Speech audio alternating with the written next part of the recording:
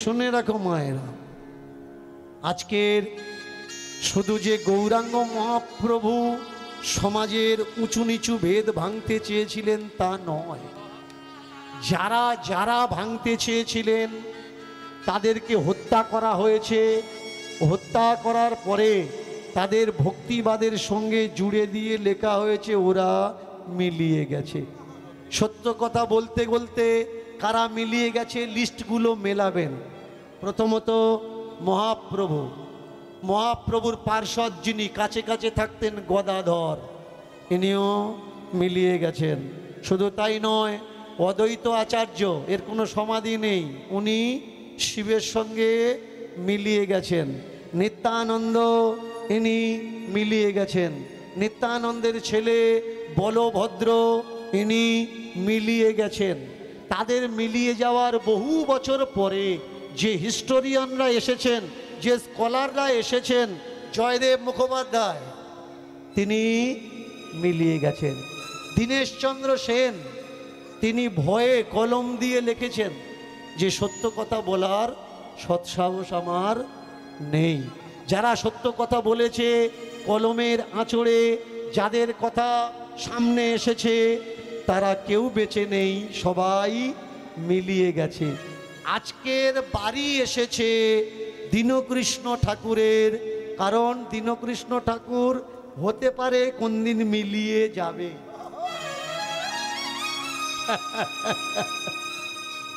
কারণ যারা যারা বলেছে তারা মিলিয়ে গেছে, এটা ইতিহাস। কিন্তু আমার উক্তি, মেলানোর আগে এই ব্যবস্থাপনাকে আমি ফুল স্টপ লাগাবো, তারপর মেলাবো। মহাপ্রভু হেরে গেছে, পারেনি। বড় বড় স্কলাররা এসছে, আমাদের চেষ্টা করে দেখতে অসুবিধে কি? মরবো আমরা সবাই। মহাপ্রভু সেদিন তার মাকে যে কথা বলেছিলেন, আজকের আমি সেই কথা আপনাদের বলছি। মহাপ্রভু বলেছিলেন, মা জন্মেছি আমরা, মরতে হবে অনিবার্য, মৃত্যু একদিন আসবে। বিছানায় পায়খানা করে মরবো না, প্রতিবাদ করে মরব।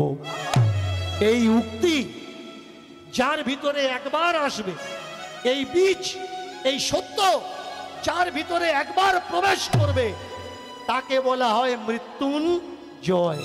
মৃত্যুকে সে ভয় পায় যে মৃত্যুকে জয় করেনি, আর মৃত্যুকে যে জয় করে ফেলেছে তাকে ভয় দেখাবে মরণের এমন ক্ষমতা কারোর নেই। আজকের ব্যবস্থাপনা দেখুন। আজকের আমরা বলছি আমরা হিন্দু, শুনুন মন দিয়ে, এই গ্রামে হয়তো নেই, অন্য অন্য গ্রামে আছে, দেখে নেবেন। হিন্দু হিন্দু করে লাফালাফি করছে। হিন্দু ধর্ম, হিন্দুদের রক্ষা করো, হিন্দুরা শেষ হয়ে যাবে। প্রথমে শুনে নাও, যারা হিন্দু হিন্দু করে লাফাচ্ছে এরা গোবর আর গরুর মুত খাওয়া বুদ্ধি এদের। এরা স্টাডি করে না, স্কুলে যায় না, এরা লেখাপড়া করে না, এরা জানে না হিন্দু ধর্ম বলে অল ওভার ওয়ার্ল্ডে কোনো বিশ্বে কোনো ধর্ম নেই। কথাটা কে বলছে? দীনকৃষ্ণ ঠাকুর না। হিন্দু ধর্ম বলে পুরো ওয়ার্ল্ডে কোনো ধর্ম নেই। তাহলে যারা হিন্দু হিন্দু করে লাফাচ্ছে এরা কখনো স্কুলের দরজায় যায়নি, আর যদি গিয়ে থাকে ওগুলো গাধা, ওরা পড়াশুনো করেনি। ওরা ছিল বলে 2000 বছর মোগল পাটাল শাসন করেছে। ওরা ছিল বলে ইংরেজরা 200 বছরেরও বেশি আমার দেশ শাসন করেছে, আর আজও পর্যন্ত ওরা আছে বলে তাকিয়ে দেখুন দেশ কারা চালাচ্ছে। আপনি, আপনার বাপ ঠাকুর দ্বারা, নাকি আর কেউ বসে আছে? বিচার করবেন, লেখাপড়া করবেন। এখানে জিতেছে এক পার্টি, আপনি নাচছেন। ভাই যে জিতেছে ওর টাইটেলটা কি আর তোর টাইটেলটা কি? ধর্মে ওর অধিকার কতটা আর তোর অধিকার কতটা?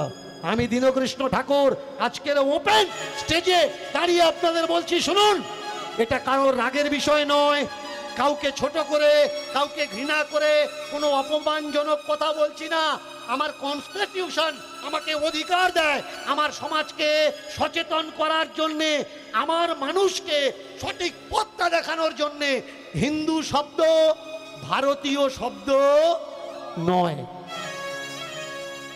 যারা লাফাচ্ছেন হিন্দু হিন্দু করে, যদি প্রমাণ দিতে পেরেছেন হিন্দু শব্দটা ভারতীয় শব্দ, ভারতের কোনো বেদ পুরাণের শব্দ, কোন ঋষি মহান মানবরা আমাদের দিয়েছেন, আমি দীনকৃষ্ণ ঠাকুর কথা দিচ্ছি যতদিন বাঁচব কীর্তন করব না, লাইভে এসে হাত জোড় করে ক্ষমা চেয়ে নেব। আপনারা পড়াশোনা করুন, জানুন যে আমাদেরকে হিন্দু কারা বানিয়েছে। বিদেশ থেকে ছুটে আসা মুসলমান শক্তি, তারা আমাদের যে ভাষায় গালাগালি দিয়েছে, আর তাদের দেওয়া গালাগালিটা আজকের আমাদের আইডেন্টিটি হয়ে উঠেছে, আমার পরিচয় হয়ে উঠেছে। মন দিয়ে শুনুন, বিদেশ থেকে এসছে ইংরেজরা, ইংরেজরা গালাগালি করে, কি বলে? শুয়োর গাদা ছুঁচো বলে গালাগালি করে, করে না? কি বলে গালাগালি করে? ইডিয়েট, রাস্কেল, স্টুপিড, এগুলো বলে। এবার এসে আমাদের দেশে কাউকে যদি বলে স্টুপিড, ইডিয়েট, রাস্কেল, আমি ইংরেজি জানি না, আমি মনে করলাম তাহলে বোধহয় ভালো কিছু বলেছি। বাড়িতে গিয়ে বোর কাছে বলছি, জানো তো আমি ইডিয়েট, আমি রাস্কেল। আমার সমাজের মানুষগুলো তাই আজকের গালাগালিগুলোকে নিজেদের পরিচয় মনে করে হাতে পতাকা নিয়ে, ঝান্ডা নিয়ে ঘুরছে, আমি হিন্দু, আমি হিন্দু, আমি হিন্দু। তাহলে এবার প্রশ্ন আসতে পারে, বাবা মোগল পাঠানদের দেওয়া, পার্সিয়ানদের দেওয়া গালাগালি হিন্দু যদি হয়, তাহলে হিন্দু হওয়ার পিছনে আমরা কি ছিলাম? এইবারে আসুন যুক্তির কথায়। আমরা যখন হিন্দু ছিলাম না, আমরা ছিলাম সনাতনী। আমরা যখন হিন্দু ছিলাম না, আমরা ছিলাম সনাতনী। এইবার সনাতনী যখন আমরা ছিলাম, আমাদের এই দেশটার নাম কি মায়েরা? একটু জোর করে বলবেন, আমাদের এই দেশটার নাম কি? জোরে বলুন। ভারত, তাই তো? আমাদের দেশের নাম ভারত নয়, অনেকে বলে হ্যাঁ ইন্ডিয়া, ইন্ডিয়া বলতে পারেন। ইন্ডিকা শব্দ থেকে, ইন্ডিকা শব্দ থেকে ইন্ডিয়া শব্দের উৎপত্তি। এই ইন্ডিকা যিনি লিখেছেন, ইন্ডিকা গ্রন্থ যিনি লিখেছেন, আলবারুনি। কেমন? এই ইন্ডিকা গ্রন্থ যারা লিখেছেন, শুধু তাই নয়, ফাইয়েন হিয়েংশান থেকে তারা যে হিস্টোরিয়ান, যে হিস্ট্রি আমাদের জন্য লিখে গেছেন, ইপসিং, এই গ্রন্থগুলোর লেখক কিন্তু কেউ ভারতীয় নয়, সবাই কিন্তু বিদেশের মানুষ। ভালো করে মন দিয়ে শুনবেন। তাহলে যদি আমাদের দেশের নাম ইন্ডিয়া না হয়, আমাদের দেশের নাম যদি ভারত না হয়, আমাদের দেশের পুরাতাত্ত্বিক হিস্টোরিয়ান ইতিহাসের নাম কি? আমাদের দেশের নাম হচ্ছে জম্মু দ্বীপ। আমাদের দেশের নাম কি? জম্মু দ্বীপ। কখনো কখনো কোনো গল্পে, শাস্ত্রীয় গল্পে পেয়ে যাবেন যে জম্মু দ্বীপে নারদ আর ভগবান শ্রীকৃষ্ণ যাচ্ছেন, এই সেই জম্মু দ্বীপ। আগে জানুন নিজের ইতিহাস সম্বন্ধে। কি মায়েরা, গলায় তুলসীর মালা আছে তো? চুপ করে আছেন, কেউ কোনো কিছু বলছেন না কেন? তাহলে যে জিনিসটা লজ্জা করেন সে জিনিসটা পড়েন কেন? গর্বের সঙ্গে বলুন না যে হ্যাঁ আছে, লুকোনোর কি দরকার? গলায় মালা আছে, আছে। আপনারা উঠে বলবেন পড়েছি, বেশ করেছি। উঠে বলবেন আমি বলছি। সৎ কথা বলার সাহস রাখুন, দেখবেন বলতে শিখুন, তাহলে যে কোনো পরিস্থিতি হোক সিংহের মতো গর্জন করে আপনি বলতে পারবেন। আর যদি বলা ভুলে যান, সত্যি হোক বা মিথ্যে, আপনি কখনো বলতে পারবেন না। কানে মন্ত্র নিয়েছেন তো মায়েরা? দীক্ষা নিয়েছেন তো? হ্যাঁ, অবশ্যই নেবেন। দীক্ষা না নিলে যারা দীক্ষা দিয়েছে ওদের চলবে কি করে? ওরা তো আর মাটি কাটে না, রাস্তায় খাটে না, জমিতে চায় না, চাকরি বাকরি করে না, তাহলে ওদের সংসারটা চলবে কি করে? ওদের থেকে অবশ্যই দীক্ষা নেবেন। ভালো করে শুনুন, যারা মনে করেন দীক্ষা নিলে স্বর্গে যাবেন, তাহলে সৃষ্টির প্রথম থেকে যারা দীক্ষা নিয়ে এসছে, আপনার কি মনে হয় স্বর্গে আর জায়গা আছে? কুম্ভ মেলায় যাবে বলে 4-6 মাস আগে থেকে যারা টিকিট কেটেছিল ঢুকতে পারেনি, পেশাব ঘরের ভিতরে ঢুকে কুম্ভ মেলায় গেছে। অনেকে হেঁটে বাড়ি এসছে। কেন জানেন? এত প্রচুর পরিমাণে লোক হয়ে গেছে যে পারাকার জায়গা ছিল না। আপনারা যারা স্বর্গে যাবেন বলে দীক্ষা নিয়েছেন, খোঁজ নিয়ে দেখেছেন যারা স্বর্গে পাঠাচ্ছে ওখানকার কন্ডিশনটা কিরকম আছে? ফাঁকা আছে তো, যে আপনি এখান থেকে দীক্ষা নিয়ে সেখানে যাবেন।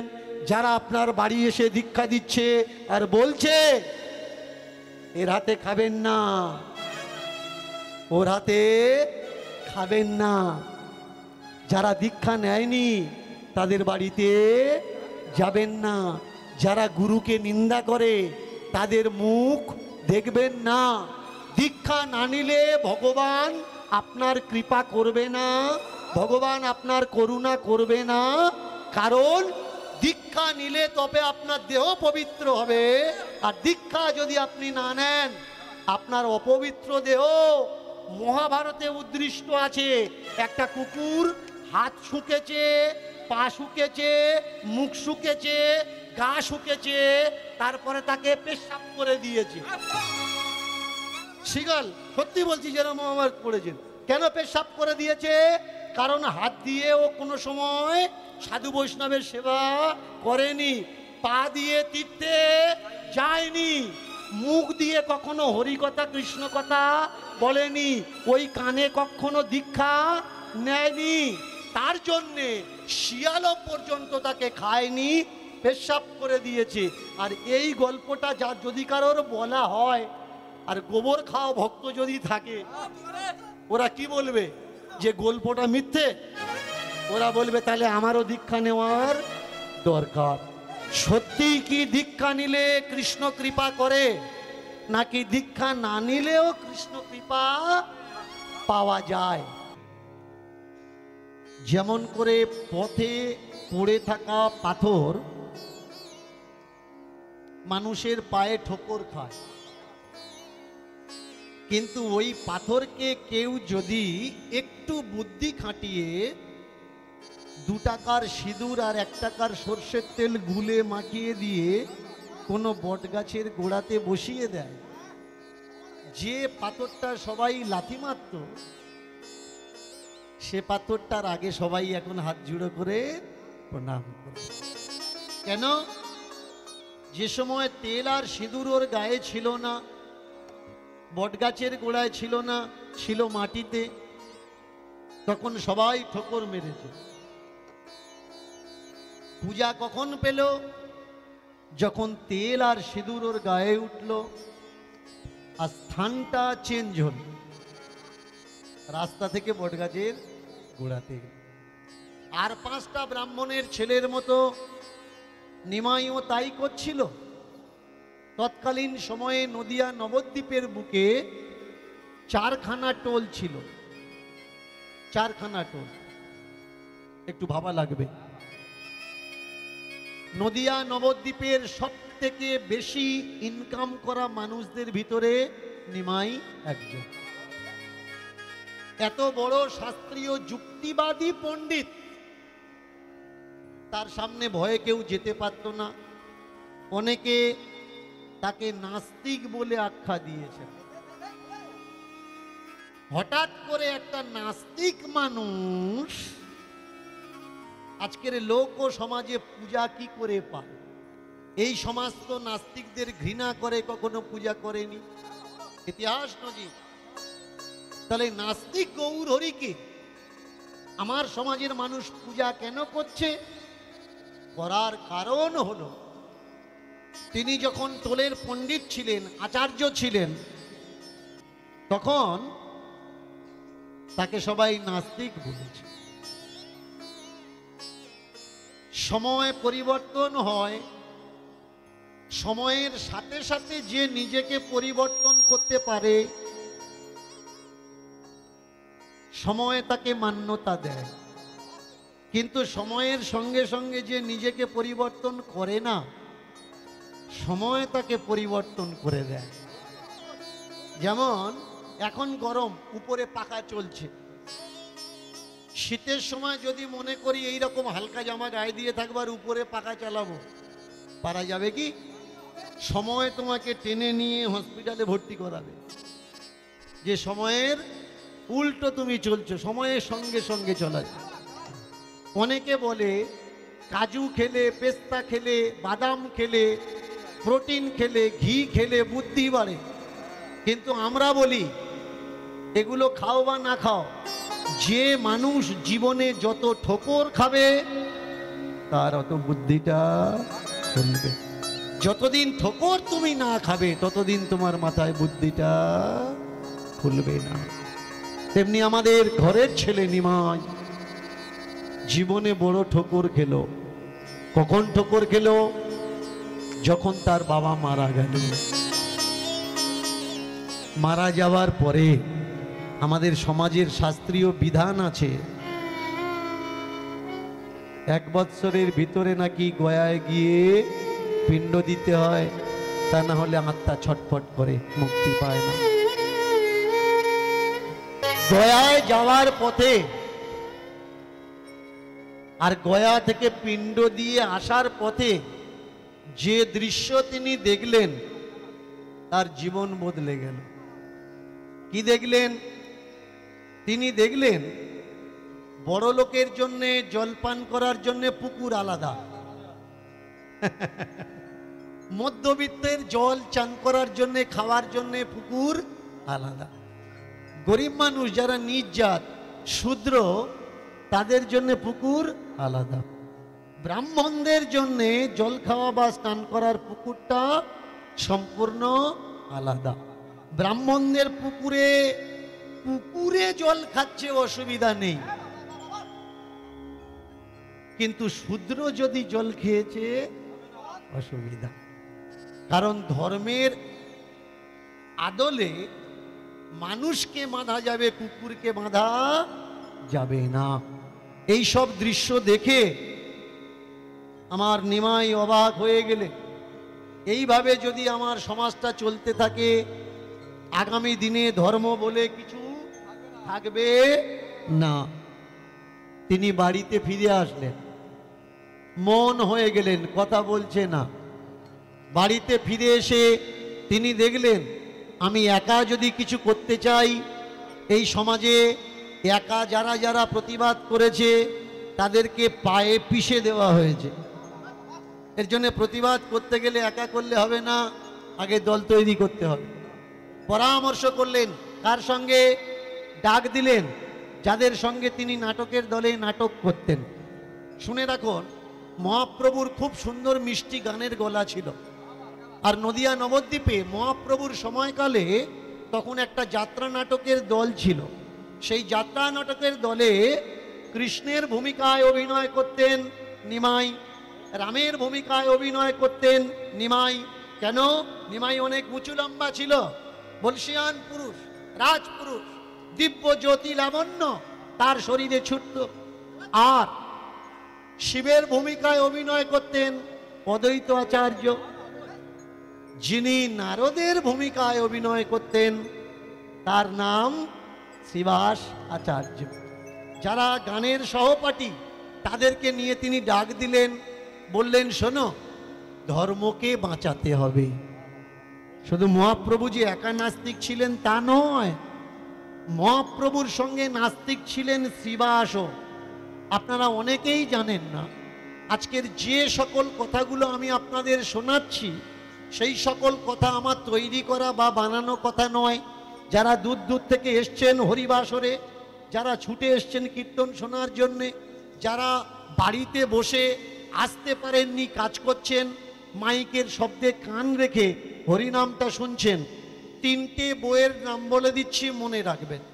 একটা হচ্ছে হিস্ট্রি অফ উড়িষ্যা, আর একটা হচ্ছে নবদ্বীপের পুরানো ইতিহাস, আর আরেকটা হচ্ছে চাঁদ কাজীর দস্তাবেজ।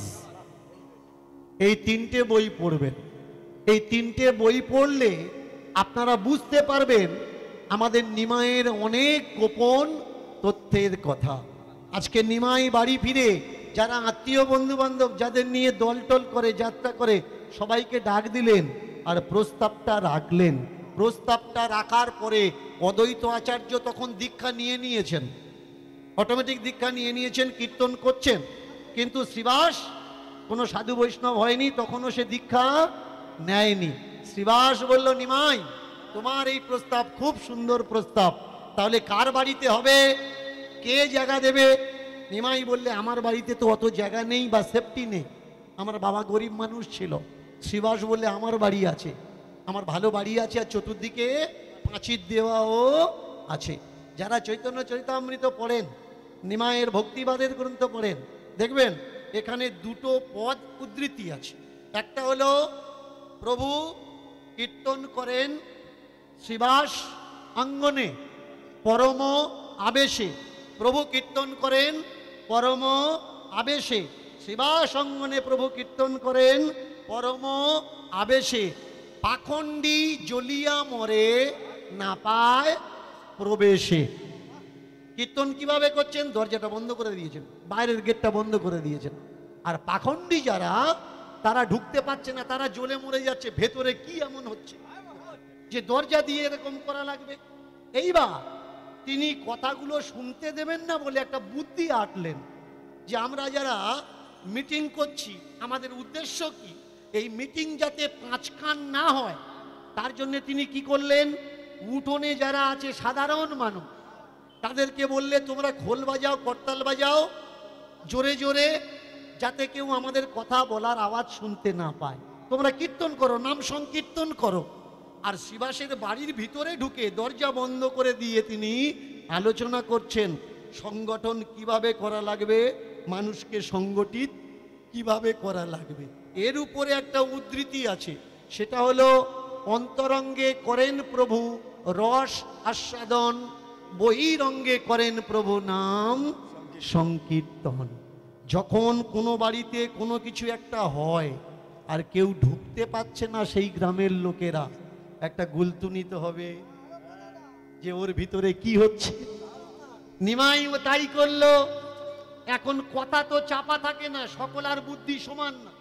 সংগঠন যে আপনি করবেন, 10 জনকে নিয়ে আলোচনা করা লাগবে, আর কোনো একটা গোপন কথা বলবেন যে আমাদের ভিতরে কথাটা থাকবে, কথাটা যেন বাইরে না যায়। দেখবেন কেউ না কেউ পেট পাতলা ওর ভিতরে থাকবে, যে এমন একটা ভালো কথা কারোর কাছে না বলুক, অন্তত রাত্রে ঘুমাতে গিয়ে বৌমার কাছে বলে দে যে দেখ আমরা যাচ্ছি, এই এই করছি, তুই তো অশান্তি করিস, কিন্তু তোর বলছি তুই যেন কারোর আর বলিস না। আর এই যে বৌমাকে বললে, ও তো বৌমা নয়, ও বোমা, ও বোমা বোমা। তুমি বলবে কাউকে বলো না, কাউকে বলো না, যদি বলো 20-50 জন জানবে, আর যদি বলো তুমি বলো তাহলে শ্বশুর বাড়ির লোকজনও জেনে যাবে। এখন নিমাইয়ের উদ্দেশ্য, তিনি কি করলেন, সংগঠন তৈরি করছেন। যারা সাধারণ মানুষ তাদেরকে ডাক দিলেন। সাধারণের ভিতরে কারা? যারা মুচি, তেলি, কুমোর, কামার, বাগদি, লোহার, স্বর্ণকার, চাষি, এদেরকে ডাক দিলে।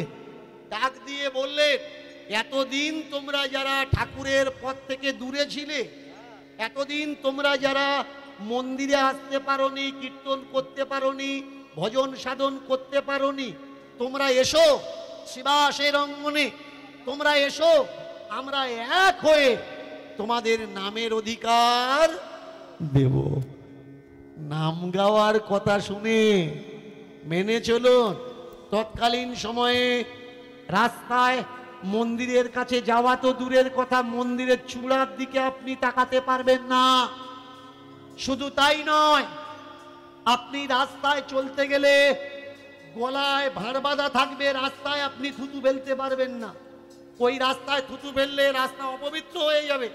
এর জন্যে আপনার গলায় একটা ভাঁড় বাঁধা থাকবে, আর কোমরে থাকবে কি, ঝাঁটা। সেই অনেকে আমায় বলে যে বাবা ওই সব দিন তো উঠে গেছে, তবু ওইসব দিনের কথা আপনি বলেন কেন? ওসব দিন ওঠেনি, কিছু কিছু নিয়ম আইন করে তোলা হয়েছে। যেমন দেখবেন, কীর্তনের দল যখন ঠাকুর ঘর থেকে স্টেজ পর্যন্ত আনা হয়, গঙ্গা জল ছড়িয়ে দিয়ে দিয়ে আনা হয়। কেন আনা হয়? কারণ ওই রাস্তাটা অপবিত্র ছিল, গঙ্গা জল ছড়িয়ে দিয়ে পবিত্র করছি। আচ্ছা, যারা পয়সা খরচা করে আমাদের এনেছে তাদের পায়ের ধুলো তো এখানে পড়ে আছে। যারা হরিবাসর নির্মাণ করেছে, যাদের অজস্র পরিশ্রমে অনেক আঘাত ব্যাঘাত সহ্য করে যারা এই কীর্তন মণ্ডলী তৈরি করেছে, তাহলে তারা অপবিত্র কি করে হয়? তাদের পায়ের ধুলো আমরা এখান থেকে হেঁটে আসব, আমরা মনে করছি কি এই রাস্তাটা অপবিত্র। কীর্তন কাদের অধিকার ছিল? পাঠ কাদের অধিকার ছিল? যারা বর্ণবাদী উচ্চ বর্ণের মানুষ।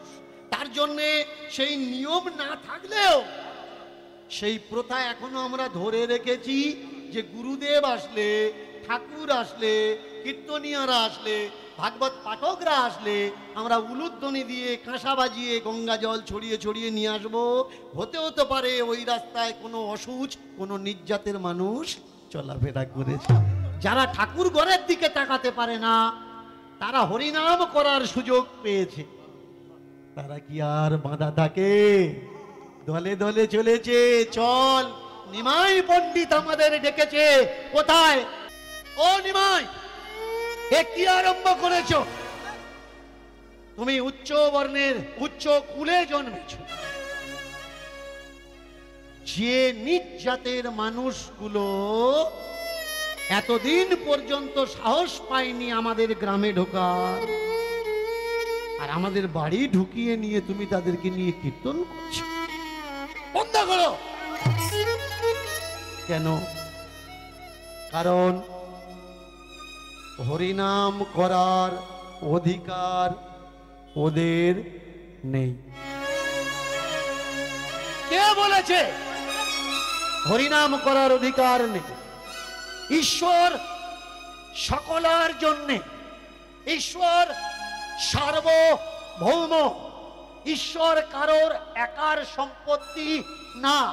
নিমাই, তুমি যা খুশি তাই করবে, করো। আমরা জানি তর্কে যুক্তিতে আমরা তোমার কাছে পেরে উঠবো না। তুমি এক কাজ করো, আমাদের বেদ পুরাণ নিয়ে তুমি ছেলে খেলা করো না।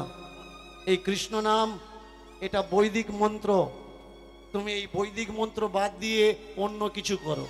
বৈদিক মন্ত্র মানে তোমাদের বেদে কি লেখা আছে?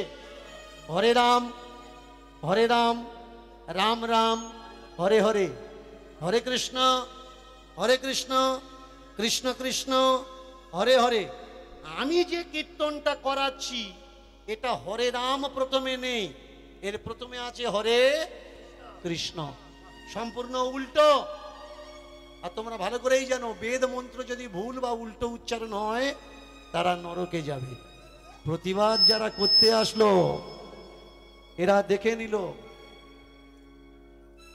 যে ওরা তো কীর্তন করছে নরকে যাওয়ার জন্য, যায় যাক। প্রথম অধিকার কীর্তনের নিমাই দিয়ে দিল। ওরে সর্বনাশ। দেখবেন হিমালয় থেকে যেমন গঙ্গার জল নেমে আসছে, নেমে আস্তে আস্তে ডায়মন্ডের পরে গিয়ে ওই মিষ্টি জল যেমন নোনা হয়ে যায়, বদময়ের সব দলেই আছে খবরই। এখান থেকে খবর ওখানে পাঠানো, ওখান থেকে খবর এখানে পাঠানো, এই মানুষ সব জায়গায় থাকে। তেমনি নিমাইয়ের যে উদ্দেশ্য, ওই খবর ফাঁস হয়ে গেল যে নিমাই সংগঠন তৈরি করছে, আন্দোলন শুরু করবে বলে, ব্রাহ্মণ্যবাদ খতম করবে বলে, জাতিবাদ খতম করবে বলে। যারা পা ফেলিয়ে বসেছিল যুগ যুগান্তর ধরে, যারা ধর্ম পুরাণ বেদ আদি লিখেছে সমাজকে শোষণ করার জন্যে, তারা দেখলো নিমাই যদি থাকে আমরা থাকবো না, আর আমরা যদি থাকতে চাই তাহলে নিমাইকে বাঁচিয়ে রাখলে হবে না, মেরে দাও। পরিকল্পনা করলো, মিটিং হলো আচার্যদের বাড়ি, পণ্ডিতদের বাড়িতে বসে মিটিং করে তারা আর্জি রাখলো নিমাইকে মেরে ফেলো। খবর চলে গেল কার কাছে? এমে থেকে ওমে, ওমে থেকে ওমে। সচিমা একদিন গঙ্গার ঘাটে চান করছে। সচিমাকে দেখে যারা নিমাইকে ভালোবাসে তারা কানে কানে বলে দিল, সচিমা পালিয়ে যেতে বল।